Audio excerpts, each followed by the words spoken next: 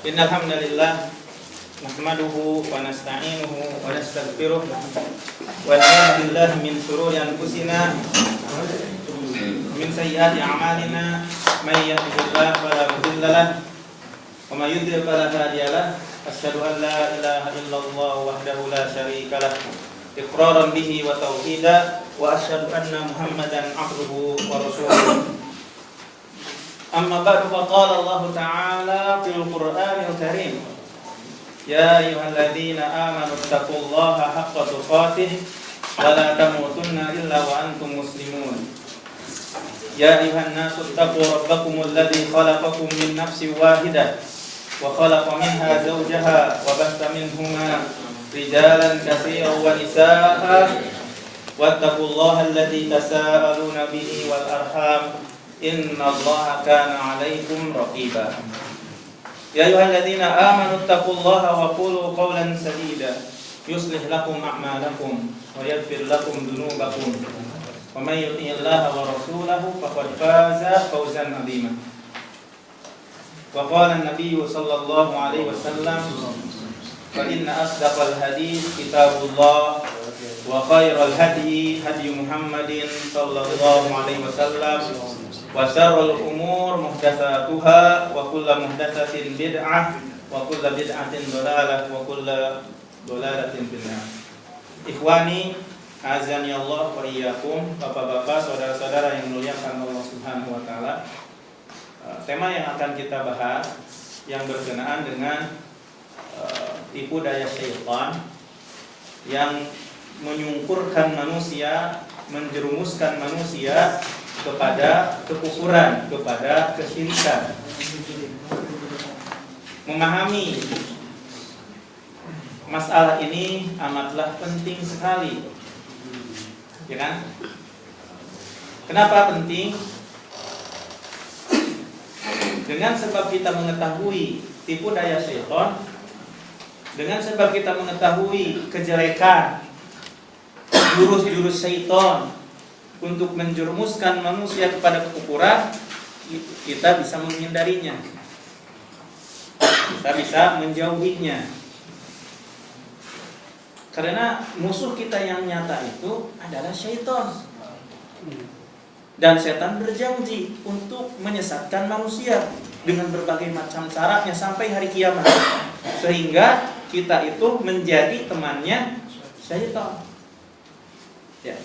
Pada pekan yang lalu sudah kita jelaskan 2 poin tentang tipu daya syaitan untuk mengantarkan manusia, menjerumuskan manusia kepada kekufuran. Yang pertama dengan cara meragu-ragukan. Ya. Yang kedua adalah dengan berlebih-lebihan dan berdoa kepada selain Allah, berlebih-lebihan kepada makhluk dan berdoa kepada makhluk dari selain Allah, sebagaimana yang dilakukan oleh orang-orang Sufi dan Syiah. Nah, yang ketiga pada saat sekarang ini akan kita jelaskan tentang tipu daya syaitan yang ketiga yang menjerumuskan manusia kepada kekufuran itu dengan cara at-ta'alluqu bil athar. Tergantung dengan asar, artinya mencari barokah, ngalap berkah, dan mengkhususkan asar-asar, tempat-tempat yang dianggap berkah gitu dengan semacam ibadah, seperti mencium tempat tersebut, ngusap-ngusap tempat tersebut, tawaf di tempat tersebut, sholat di tempat tersebut, zikir di tempat tersebut, berdoa di tempat tersebut. Seperti yang kita lihat ketika sedang melaksanakan ibadah haji, ada yang naik ke Jabal Rahmah, di situ ada yang nulis-nulis, ada ngusap-ngusap, ada yang sholat di situ. Nah, ini tipu daya syaitan untuk menjerumuskan manusia kepada kekufuran, kepada kesyirikan. dan yang lain-lainnya yang tidak disyariatkan oleh agama. Nah, di antara contohnya seperti sebagian masjid yang ada di kota Mekah, masjid yang ada di kota Madinah, dan juga yang ada di Syam, sebagian gunung ya, yang ada misalnya seperti Gua Hira, Gua Tur, di Arafat, Uhud, Tur, dan sebagian rumah-rumah seperti rumah Al-Arqam, rumah Khadijah, dan sebagian kuburan-kuburan dan tempat dilahirkan seperti tempat dilahirkannya Nabi oleh sebagian orang didatangi, diziarahi di tempat maulud Nabi yang ada di Gaza yang dekat Haram itu. Dan juga ada juga tempat kelahiran Amirul Mukminin Ali bin Abi Thalib dan Fatimah juga diziarahi dalam rangka untuk mencari berkah. Begitu pula di gunung-gunung yang ada di Baitul Maqdis untuk mengambil berkah dengan pohon-pohon dan bebatuannya. Nah, ini at-ta'alluq bil asar. Nah, at-ta'alluq bil asar ini merupakan tipu daya syaitan untuk mengantarkan manusia kepada kekufuran, kepada kesyirikan. Dan tidak dikecualikan hal itu kecuali apa yang diizinkan oleh Allah Subhanahu wa taala, yang disyariatkan oleh Allah Subhanahu wa taala melalui lisan utusannya. Jadi enggak boleh kecuali yang dikecualikan oleh Allah melalui lisan Rasulnya. Kal masajidis salasah, seperti 3 masjid. Masjidil Haram, Masjid Nabawi, Baitul Maqdis, Masjid Al-Aqsa, dan juga Ka'bah. Boleh diusap, tapi bukan seluruhnya. Rukun Yamani dan Hajar Aswad aja. Kalau seandainya mendekat rukun Yamani diusap, kalau tidak mendekat gak usah diusap. Yang disunahkan itu ketika Hajar Aswad aja yang melambaikan tangan. Kalau seandainya tidak dekat, tidak bisa diusap, cukup dengan melambaikan tangan saja dengan isyarat. Tapi kalau rukun Yamani, ketika kita dekat saja diusap, kalau tidak dekat gak usah diusap. Dilewati aja, nggak boleh diisyaratin juga. Lewat aja sambil membaca Rabbana atina fid dunya hasanah sampai Hajar Aswad. Rasulullah SAW dalam hadis yang sahih dari Abu Hurairah, semoga Allah meridai kepadanya, ia berkata dari Nabi SAW, Rasulullah bersabda, la tushaddur rihal illa ila salasati masajid, al-masjidil haram, al-masjidil rasul sallallahu al-masjidil aqsa. Tidak boleh mengadakan perjalanan di dalam tujuannya mendekatkan diri kepada Allah, beribadah kepada Allah Subhanahu wa taala, kecuali 3 masjid. Masjid Haram, Masjid Rasul, Masjid Nabawi, dan Masjid Aqsa. Di dalam Sahih Bukhari Muslim dari Umar bin Khattab, bahwasanya Umar datang mencium Hajar Aswad. Lalu Umar berkata, inni la a'lamu annaka hajar la tadurru wa la tanfa walaula anni ra'aitu Rasulullah sallallahu alaihi wasallam yuqabbiluk ma qabaltuk. Sesungguhnya aku tahu, kata Umar, bahwa kamu itu batu, tidak memberikan madarat dan tidak pula memberikan manfaat. Kalau seandainya aku tidak melihat Rasulullah sallallahu alaihi wasallam menciummu, aku pun tidak akan menciummu. Al-Imam Ibnu Qayyim rahimahullah memberikan penjelasan, tidak ada di muka bumi ini tempat disyariatkan untuk dicium dan diusap yang mana dosa-dosa itu bisa berguguran selain Hajar Aswad dan Rukun Yamani. Sudah itu saja. Selain itu gak usah. Ini semua Ka'bah diusap, dicium. Enggak. Rukun Yamani saja dan Hajar Aswad. Tolak ukur kebenaran ikhwah billah bukan banyaknya orang. tolak ukur kebenaran itu adalah apa yang terdapat di dalam Al-Quran dan As-Sunnah sesuai dengan pemahaman salaf kita yang soleh. Oleh karena itu, tatkala amalan itu dicintai oleh Allah dan memberikan manfaat kepada seorang hamba, tantangannya itu banyak. Memegang sunnah itu berat. Wa in tuti aktsaru man fil ardh yudillukan sabilillah. Makanya jangan melihat tolak ukur kebenaran itu karena banyak orang yang melakukan, akan tetapi adakah dalilnya dari Al-Qur'an dan As-Sunnah atau tidak?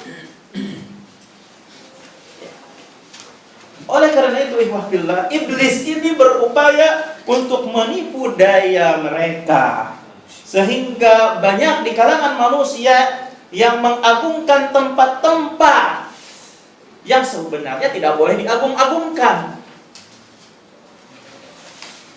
Ya, dengan prasangka bahwasanya itu disebabkan keberkahan si mayit anu atau yang lain-lain sebagainya. Oleh karena itu ada salah seorang ulama yang bernama Abu Syamah. Ya, Abu Syamah ini madhabnya madhab Syafi'i, namanya Abdurrahman bin Ismail bin Ibrahim Al-Maqdisi, tapi masyhur namanya dengan Abu Syamah. Dilahirkan tahun 599 Hijriah, meninggal pada tahun 655. Beliau di antara karangannya itu adalah kitab Al-Ba'is ala Inkaril Bidah wal Hawadis, berkata, mimma qad amal ibtila bihi min tazyinis syaitan lil amal.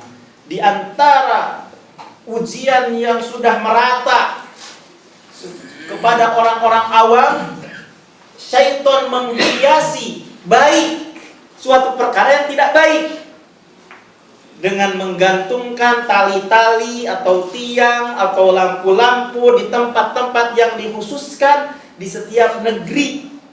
Diceritakan kepada mereka, seorang yang menceritakan bahwasanya dia itu melihat di tidurnya, di dalam tidurnya, maksudnya mimpi, ada seseorang yang terkenal dengan kebaikan dan kewalian, lalu mereka pun melaksanakan hal itu. Lalu mereka untuk menjaga keberkahan ini disertai dengan menyia-nyiakannya mereka akan kewajiban-kewajiban Allah dan sunnah-sunnahnya, dan mereka menyangka bahwasanya dengan demikian ngalah berkah itu mendekatkan diri kepada Allah Subhanahu wa taala. Kemudian mereka itu mengagungkan tempat-tempat, ya, di tempat-tempat tersebut dengan mengharapkan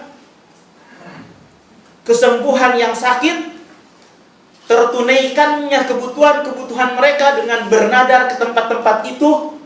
Seperti misalnya tatkala ada air mancur di pohon, di dinding, di batu, dan di Madinah, di masjid, dan beberapa tempat yang lain. Ini di zaman Abu Syamah pada tahun 599, yang wafatnya 655. Apalagi pada zaman sekarang. Itu di zamannya Abu Syamah seperti itu. Apalagi di zaman sekarang lebih menyebar lagi dong yang mencari keberkahan itu.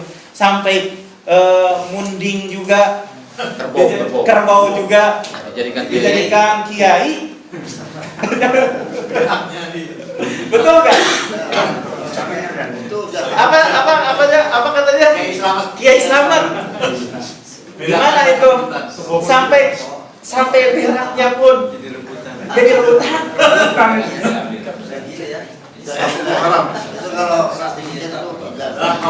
La haula wala quwwata illa billah. Oleh karena itu, ikhwah fillah, betul enggak? Ini merupakan tipu daya syaitan. Mengantarkan manusia kepada kesyirikan, mengantarkan manusia kepada kekufuran.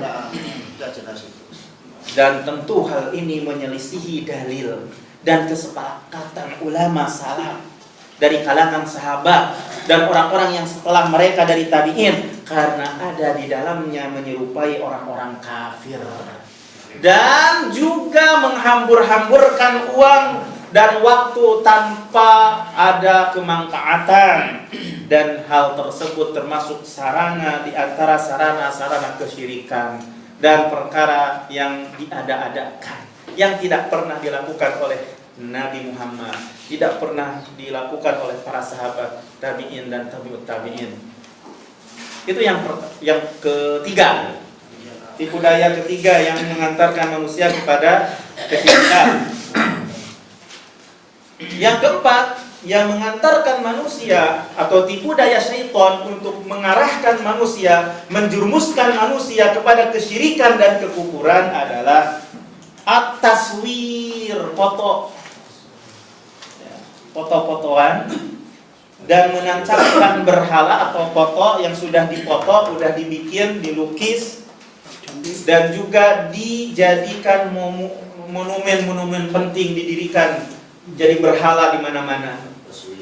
Nah, ini sebagai salah satu tipu daya syaitan untuk menjerumuskan manusia, untuk merusak akidah manusia sehingga terjerumus ke dalam kekufuran dan kesyirikan. Sehingga tatkala manusia itu sudah begitu, setan ketawa. Maka jangan sampai kita itu membuat ketawa musuh kita. Biar dia itu sedih sampai hari kiamat, jangan ketawa-ketawa. Pada zaman sekarang ini ada bekas. Ya, yang jelas kita tahu sekarang bahwasanya membikin berhala-berhala, monumen-monumen dan lain sebagainya itu merupakan tipu daya syaitan, sehingga setelah itu diibadahi selain Allah. Sebagaimana yang diriwayatkan oleh Ibnu Jarir dari Muhammad bin Qais, dia berkata tentang kaum Nuh, kanu qauman salihina min bani Adam. Mereka dulu berhala-berhala Waddan wa Suwa'an wa Yahusa wa Ya'uqa wa Nasra, itu adalah mereka dulunya adalah orang-orang yang soleh dari anak Adam. Wa kana lahum atba'un yaqtaduna bihim, dan mereka itu memiliki pengikut yang mengikuti mereka. Falamma matu qala ashabuhum alladzina kanu yaqtaduna bihim, maka tatkala mereka itu mati, sahabat-sahabat mereka berkata, yaitu orang-orang yang mengikuti mereka, yang mengikuti orang-orang saleh, lau sawwarnahum, kalau kami bentuk foto, kami bentuk berhala, kami bikin patung yang mirip dengan postur tubuh orang-orang soleh tersebut, Waddan wa Suwa'an wa Yahusa wa Ya'uqa wa Nasra, karena aswaqu lana 'alal ibadah, itu membuat kita ini menjadi rindu untuk beribadah. Idza dzakarnahu, maka baiklah kami mengingat mereka tatkala ada fotonya, kenang-kenangan untuk mengingatkan kami untuk bersemangat di dalam beribadah, untuk membuat kami rindu di dalam beribadah tatkala kita mengenang fotonya yang kita buat. Fasawwaruhum, akhirnya mereka bikin fotonya, bikin berhalanya yang berbentuk sama seperti laki-laki yang soleh tersebut. Falamma matu, tatkala mereka yang bikin foto-foto itu sudah meninggal, wajah akharun, lalu datang golongan yang terakhir, kelompok yang terakhir, dabba ilaihim iblis, baru digoda kepada mereka oleh iblis. Faqala, lalu iblis berkata, innama kanu ya'budunahum, sesungguhnya mereka dulu itu, ya, mereka mengibadahi nih patung-patung ini. Wa bihim yasqunal matar, dulu mereka itu minta hujan itu kepada mereka, kepada patung-patung yang ada sekarang itu yang kita lihat. Fa'abaduhum, akhirnya mereka pun menyembahnya. Begitu kan? Jadi berbuat syirik, hanya beribadah kepada selain Allah, yang seharusnya ibadah itu hanya kepada Allah, meminta hanya kepada Allah, jadi beribadah kepada selain Allah. Ketawa syaitan. Akhirnya ibadah kepada berhala itu berpindah-pindah. Mulailah setelah itu berpindah-pindah ibadah tersebut dan ke negeri Jaziratul Arab. Yang roji bahwasanya yang memindahkan berhala tersebut adalah Amr bin Luhai al-Khuzai. Ini si penjahat paling pertama yang mengubah agama tauhid di Jazirah Arab, Amr bin Luhai al-Khuzai. Sehingga dalam sebuah hadis bahwasanya Amr bin Luhai al-Khuzai itu ditarik khususnya di dalam api neraka. Kenapa? Sebabnya karena dia yang merubah agama Nabi Ibrahim dari agama tauhid menjadi agama kesyirikan. Akhirnya setelah itu jadilah di setiap rumah itu ada berhala yang diibadahi selain Allah. Mereka mengambil berkah, mengusap-ngusap dan meminta-minta melalui pelantara berhala tersebut. Nah, oleh karena itu tatkala penaklukan kota Mekah, Nabi SAW mendapatkan di Baitullah itu ada 360 patung. Nabi menusuk wajah-wajahnya dan mata-matanya sehingga berjatuhan. Dan Nabi sambil mengatakan, Ja'al haq wa zahaqal batil.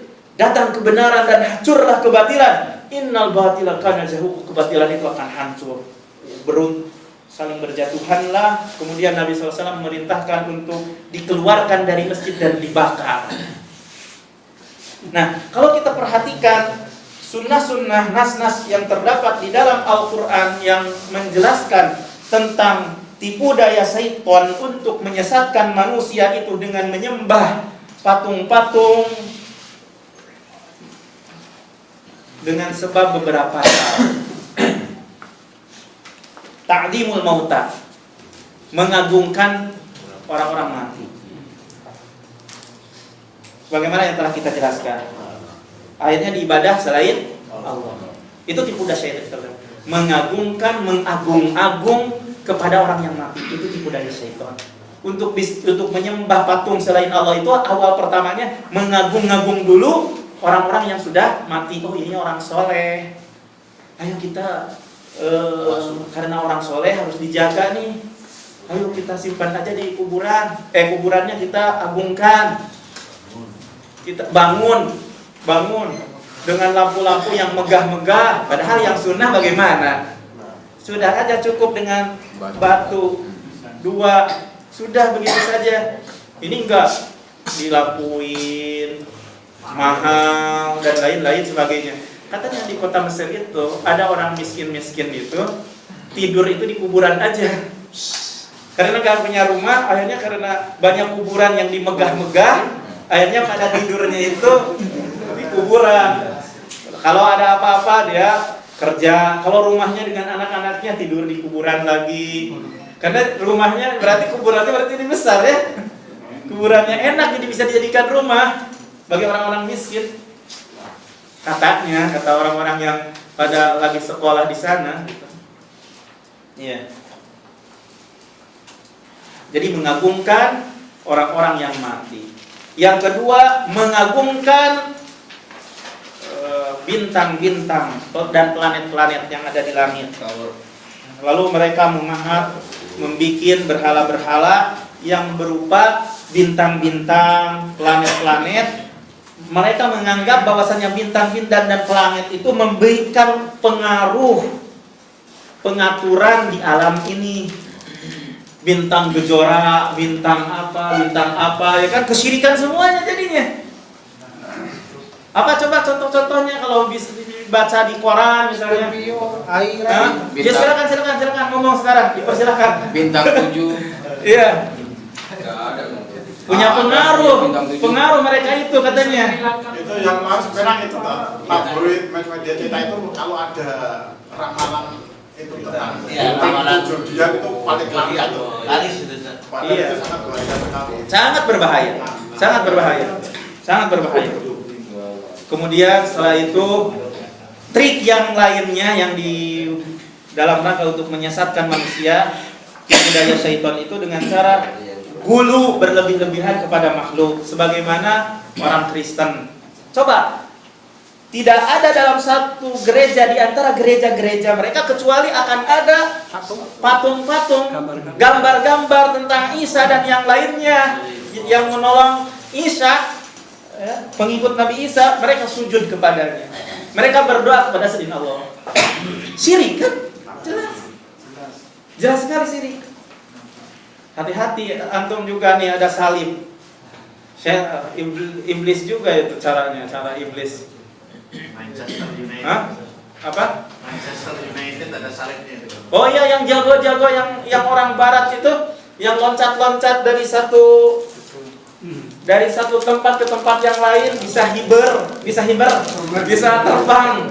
Jadi itu digoda, itu dari syaitan. Chris Angel. Apa namanya? Chris Angel itu. Iya. Tukang sihir. Tukang sihir, di sininya salib iblis. Kristen. Terus banyak orang yang tertipu.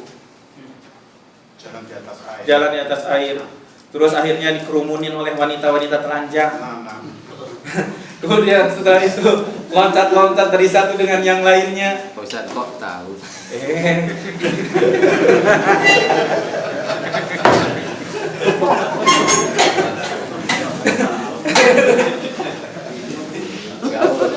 Gaul, dikit gaul.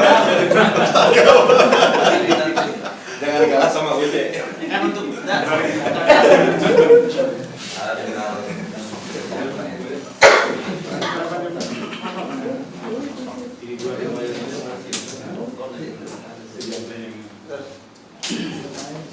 Ya, yang keempat, masuk setan ke dalam benda-benda tersebut, berhala-berhala tersebut, lalu berbicara kepada orang yang menyembah berhala tersebut dan mengabarkan kepada mereka perkara-perkara yang gaib. Tambah sesatlah tatkala berhala tersebut bisa bicara, mengabarkan perkara-perkara yang gaib. Syaitan masuk ke dalam berhala-berhala itu. Akhirnya tambah sesatlah penyembah berhala itu. Setan betul-betul harus dimusuhi, harus mewaspadai kepada keluarga kita, anak kita, kerabat kita. Jangan tertipu dengan tipu daya iblis, laknatullah. Ini yang harus kita terangkan kepada ummah. Ya, insya Allah.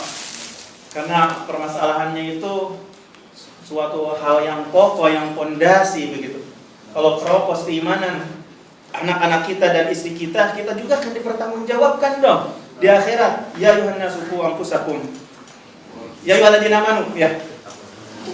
Ya ayyuhalladzina amanu atau ya? Ya ayyuhalladzina amanu qu anfusakum wa ahlikum nar. Wahai orang-orang yang beriman, jagalah diri kalian dan keluarga kalian dari api neraka. Ya. Oleh karena itu Allah Ta'ala berfirman melalui lisan Nabi Ibrahim menjelaskan tentang sesatnya penyembah kuburan. Dan ini ramai sekarang itu. Ada yang mengalap berkah kuburan UJ, ya kan? Gus Dur sampai udah jadi patung sekarang Gus Dur. Patung Buddha. Terus dibentukkan kayak Buddha. La haula wala quwwata illa billah. Begitulah penyembah kuburan. Sampai 10 miliar. Habisnya disimpan di mana itu? Enggak, kalau makamnya itu habis 10 miliar itu dana dari pemerintah daerah Surabaya, Jawa Timur. Ya, harus waspada nih dari tipu daya syaitan. Udah dijadikan wali, ya, udah begitu dianggap barokah. Semua apa yang dilakukannya itu adalah baik, walaupun berbuat maksiat, ya, dan lain-lain sebagainya. Kemudian dibikin patung, tambah bahaya lagi bagi generasi-generasi yang berikutnya sehingga menyembah Buddha, Gus Dur. Cucu kita nanti ya. Ya, makanya kita harus waspada dengan tipu daya syaitan. Oleh karena itu Allah Subhanahu wa taala berfirman, ya. Wa id qala Ibrahim rabbiz al hadzal balada amina wajnubni wa baniya an na'budal asnam. Rabbi innahunna adlalna katsiran minan nas faman tabi'ani fa innahu minni wa man 'asani fa innaka ghafurur rahim. Ingat tatkala Ibrahim berkata, "Ya Rabb, jadikanlah negeri ini negeri yang aman. Jauhkanlah aku dan anak-anakku agar kami tidak menyembah berhala." Ya Rabb, sesungguhnya banyak manusia yang disesatkan oleh mereka, oleh berhala. Barang siapa yang mengikutiku maka sesungguhnya dia itu termasuk golonganku. Barang siapa yang bermaksiat kepadaku maka sesungguhnya engkau itu Maha Pengampun lagi Maha Penyayang. Bahaya penyembah kuburan itu, yang membuat banyaknya manusia itu tersesat karena penyembah kuburan, penyembah berhala. Oleh karena itu Nabi Ibrahim saking jeleknya kesesatan penyembah kuburan, meminta kepada Allah untuk dijauhkan dirinya dan anak-anaknya dari menyembah berhala. Karena para penyembah berhala itu pada hakikatnya adalah menyembah syaitan. Sebagaimana Allah Subhanahu wa taala berfirman di dalam surat Saba ayat 40 sampai 41, wa yauma yahsyuruhum jami'an tsumma yaqulu lil malaikah ahaula'i iyyakum kanu ya'budun qalu subhanaka anta waliyuna min dunihim bal lihat kanu ya'budunal jin aktsaruhum bihim mu'minun. Bahkan mereka itu menyembah jin, kebanyakan mereka itu beriman kepada jin. Oleh karena itu Nabi SAW melarang untuk sholat tatkala waktu terbit matahari dan tatkala terbenam matahari, karena syaitan itu menyertai pada waktu itu. Ya. Jadi tidak boleh kita, di antara yang 3 larangan, dilarang kita melaksanakan sholat sunnah secara mutlak itu ketika apa? Terbit matahari. Ya kan? Ya. Terus ketika matahari iya, lagi sedang lurus, ya kan? Ketika tergelincir matahari, ya ketika matahari, dan juga setelah ketika terbenam matahari, guru. Terbit matahari, ketika tergelincir matahari, terbenam matahari, itu 3 larangan. Kita tidak boleh sholat secara mutlak, sholat sunnah secara mutlak. Kalau sholat sunnah, ya walaupun di antara para ulama berbeda pandangan, tapi Syekh Bassam yang menerangkan kitab Taisir Umdatul Ahkam, yang mensyarah kitab Umdatul Ahkam, jadi lebih condong kepada pendapat yang dilarang itu adalah sholat sunat secara mutlak. Kalau sholat sunat yang ada sebab, seperti kita tahiyat masjid, sholat mayit, atau juga sholat setelah tawaf, nggak apa-apa. Yang dilarang itu sholat sunat secara mutlak. Jadi tiba-tiba aja sholat pada waktu itu yang dilarang.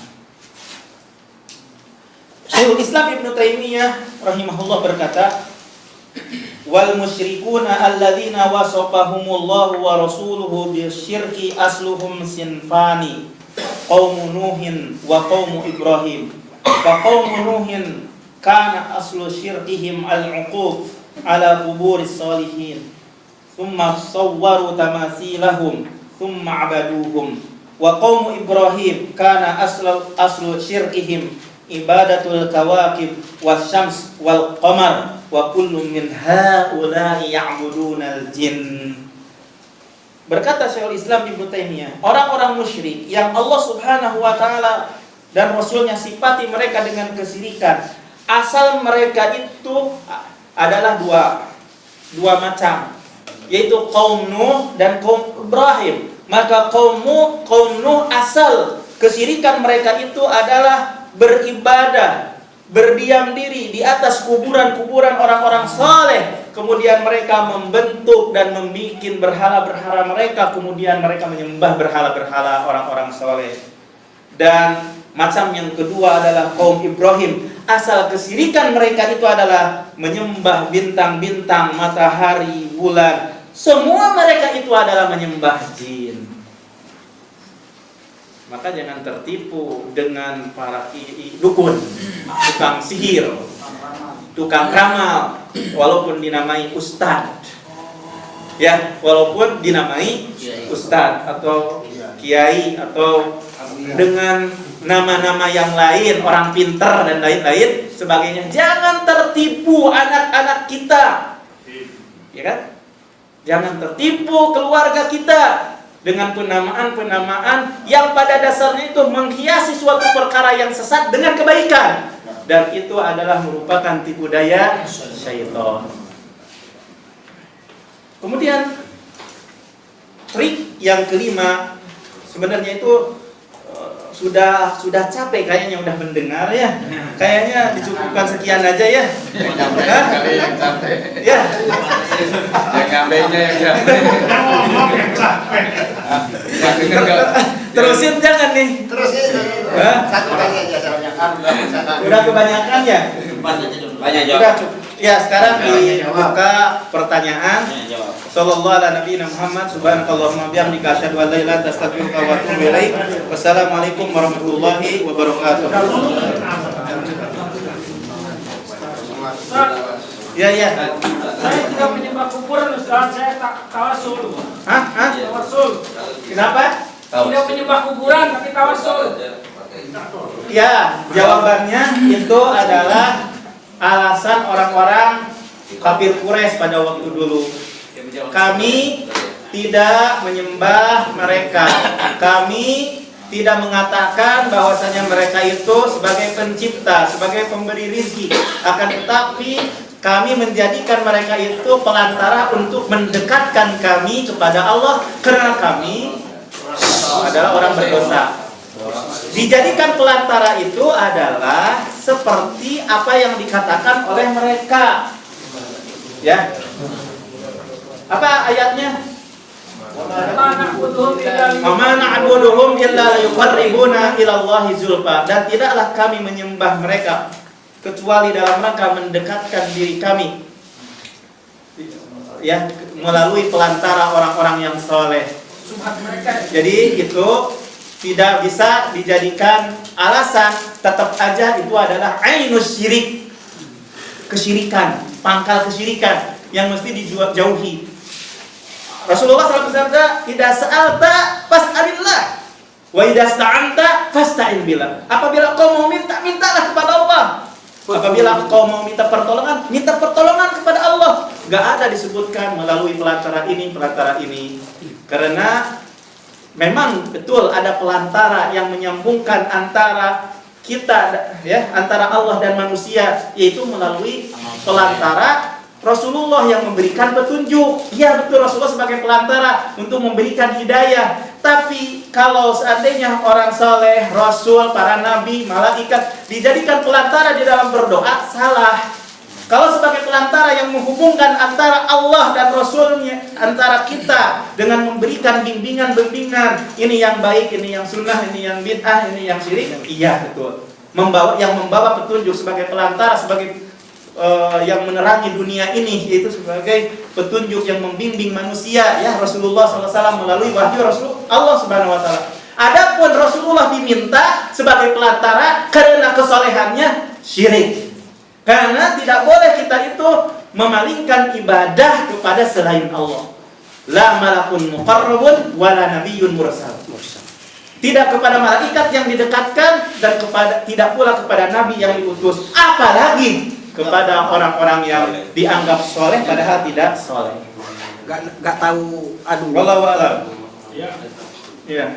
Pergi ke Jabal Sur atau Jabal Nur tapi enggak ngambil barokah. Ini tahu. Sebaiknya ada yang baik, ada yang silahkan. Jadi kalau kita perhatikan sahabat Nabi Shallallahu Alaihi Wasallam, manusia yang paling terdekat dengan Rasulullah dan mengetahui apa yang dilakukan oleh Rasulullah SAW. Setelah mereka pulang ke Madinah, ketika mau ke Mekah, apakah mereka itu jalan-jalan juga ke Gua Hira, ke Gua Sur? Sama sekali tidak ada riwayat yang menjelaskan bahwasanya mereka datang ke Gua Hira, ke Gua Sur. Sebaiknya tidak. Sebaiknya adalah tidak. Akan tetapi karena ada alasan-alasan yang lain dengan sebab ingin tahu dan lain sebagainya, walaupun bagaimanapun insya Allah tidak apa-apa. ingin tahu, tapi jangan dalam rangka untuk ngalap berkah. Niatnya dalam rangka untuk ngalap berkah itu tidak boleh. Hanya sekedar ingin cititur aja, lihat saja, hanya sekedar lewat aja, dan tidak ada keyakinan yang lain untuk ngalap berkah, silahkan. Wallahu a'lam. Lihat ke museum. Ustaz, beberapa tahun yang lalu tatkala adanya isu atau kejadian tentang anak yang katanya sakti dari Jawa Timur yang Ponari.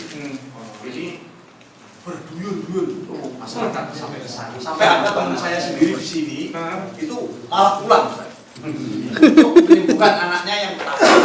Nah, ini berarti menunjukkan bahwa dakwah selama ini di Indonesia itu rapuh. Betul.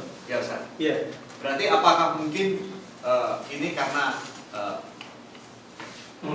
pengambilan sumber dakwahnya itu akan perlu diperbaiki, atau memang itu warisan dari Hindu yang dulu, Ustaz? Iya. Beberapa sebab yang menyebabkan penyimpangan manusia dari fitrah yang sebenarnya. Ya. Ma min mauludin illa yuladu ala fitrah. Tidaklah dilahirkan manusia itu kecuali berada di atas fitrah. Nah, yang membuat mereka itu berubah dari fitrahnya yang sebenarnya itu adalah karena lingkungan, kemudian juga ulama-ulama su yang membuat fitrah manusia itu jadi perpaling yang seharusnya mentauhidkan Allah menjadi mengagung-agungkan orang-orang soleh, mengagung-agungkan kepada orang yang sakti, dan keroposnya keimanan bahwasanya ada yang memberikan manfaat selain Allah. Akhirnya berbondong-bondong seperti apa yang terjadi ketika kejadian Ponari tersebut. Jadi pada asalnya adalah fitrah manusia itu hanya mengesahkan Allah Subhanahu wa taala. Betul. Akan tetapi karena lingkungan dan setan itulah pada dasarnya untuk membuat manusia itu berbuat syirik kepada Allah Subhanahu wa taala, untuk mempercayai ada yang menyembuhkan selain Allah Subhanahu wa taala. Jadi jagalah keluarga kita. Jangan termasuk orang yang punya kepercayaan ada selain Allah yang bisa menyembuhkan. Seperti ponari, seperti wali, seperti yang kuburan dan lain-lain sebagainya. Batu-batuan yang lain yang tidak ada sebab secara syar'i bahwasanya itu bisa menyembuhkan. Itu kesyirikan. Pelakunya syirik. Tapi untuk menentukan pribadinya tidak bisa. Perlu ada hujjah, perlu disampaikan, perlu membenahi kembali akidahnya yang sudah rusak disebabkan pendidikan yang salah, baik oleh para ulama su yang ingin menjaga pamornya, ingin menjaga jabatannya, ingin menjaga jamaahnya biar tidak lari, bukan untuk berdakwah kepada Allah, untuk mengesahkan Allah, akan tetapi menjaga dirinya biar masih ada umat yang mempercayainya. Itulah yang mengubah fitrah manusia menjadi berbuat kesyirikan atau melaksanakan sarana kesyirikan. Maka kita berkewajiban untuk membenahi manusia untuk kembali kepada fitrahnya yang pertama. Insya Allah ini kewajiban kita semuanya. Dengan cara ngobrol dikit-dikit, terus kemudian banyak memberi hadiah. Saya akan bercerita sedikit. Sekarang itu udah mulai ngadakan pengajian langsung di asrama Bin Laden di hari Selasa. Yang kita hadapi itu adalah ternyata ada yang sudah dikiaikan. Jenggotannya masya Allah panjang, dan dia itu jadi imam karena pada sholat itu di camp tersebut, di masjid musola tersebut dia sebagai imam. Nah, saya udah 2 kali pengajian. Padahal berbicaranya tentang khusyuk dalam melaksanakan sholat, keutamaan ilmu dan ulama. Dia yang pertama kali mengumumkan, karena saya datang mau mengadakan pengajian, akhirnya pada berkumpul ngaji kan. Kamis kemarin atau Jumat kemarin ada yang memberitahukan waspada dengan Wahabi ustadz tersebut. Jangan ikuti pengajiannya. Nah, akhirnya bagaimana sikap kita harus baik. Jangan memusuhi, jangan kita dengar ocehan tersebut. Akan tetapi sebaiknya yang saya lakukan untuk sementara ini tetap datang ke sana, mendatangi Pak Kiai tersebut, ya, mendatangi, dan pengajian tetap berjalan dan tidak berkurang jamaah. Malah bilang yang dari belakang itu terusin Ustaz. Padahal yang ikut dengan dia juga terusin Ustaz. Karena gitu, seperti itu. Jadi tetap tidak boleh jadi seperti itu. Kita kan berdakwah dalam rangka untuk meluruskan apa yang sedang mereka lakukan selama ini kan gitu. Tapi perlu kesabaran dari ocehan-ocehan, dari ejekan-ejekan dan lain sebagainya. Tapi tetap menghormati yang perlu kita hormati. Dengan memberi hadiah, dengan nyate-nyate. Jadi membutuhkan trik-trik sehingga biar menjadi bisa diambil lauknya dengan tenang, jamaahnya tidak lari juga, ya kan? Insya Allah lama kelamaan Allah memberikan hidayah kepada kita semuanya, insya Allah. Itu sedikit saja. Jadi kita pun di masyarakat begitu. Nah, sekarang kan saya sudah berupaya untuk bergaul dengan masyarakat yang berbeda-beda keadaannya, yang fitrahnya sudah terbalik disebabkan kenapa? Kurangnya ilmu, kurangnya bimbingan. Betul? Kenapa? Karena yang dia, makanya tidak akan mungkin walaupun sudah tua, sudah berjenggot, kalau seandainya tidak belajar, hanya ibadah saja, nggak tahu mana itu syirik, mana itu sunnah, nggak tahu mana itu baik, mana itu jelek, ya kan? Nah, makanya kita itu butuh membenahi umat sedikit demi sedikit, dan jangan menyampaikan sekaligus pada waktu itu, sedikit demi sedikit. Kemudian nanti setelah itu ada hal-hal yang ingin kita ubah yang paling penting sebelum yang penting, kan gitu ya. Akhirnya setelah itu sesuai dengan apa yang Allah inginkan dan Rasulnya. Doanya saja, ya. Jadi sedikit cerita. Di mana? Di Mekah. Jadi di Mekah hari Selasa kita ngadain pengajian langsung dengan ininya. Siapa nama Ustaz? Enggak, orang kerja aja kerja, tapi sudah di Orang mana? Orang Madura, orang mana? orang Gresik. Enggak. Orang Indonesia. Abdul Jabbar. Enggak. Yang jelas pokoknya begitu aja. Tugas kita hanya menyampaikan hidayah Allah. Takut tersaingi itu Ustaz. Harus ditaklukkan dulu itunya.